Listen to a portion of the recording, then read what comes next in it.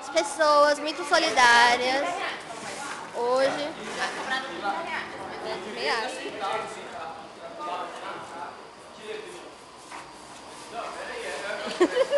Dá um oi.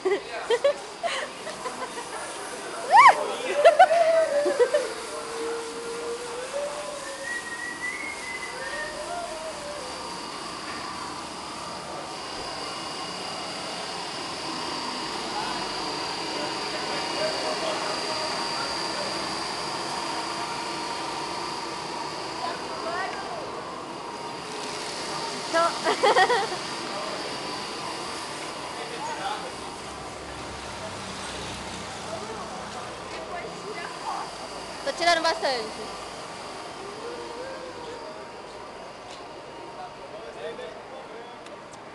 Vamos ver como os meninos se saem. Tá filmando.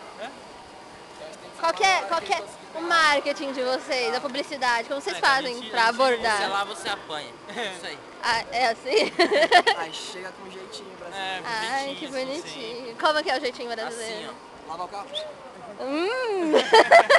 Bom, belo jeitinho brasileiro.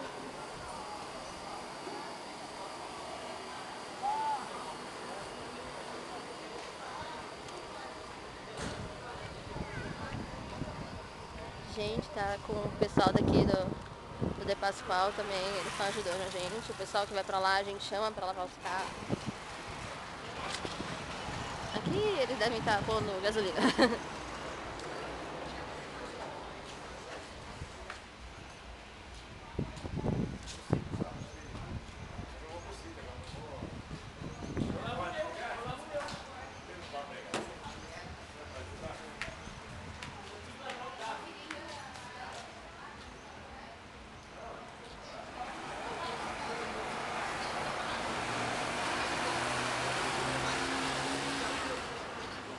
Vamos pegar uns desprevenidos, que eu não tô fazendo trabalho nenhum.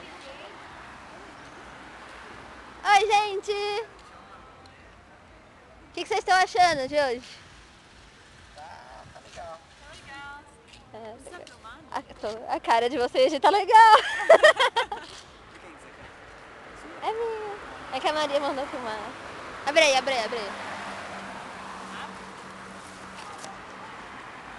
Olha que legal.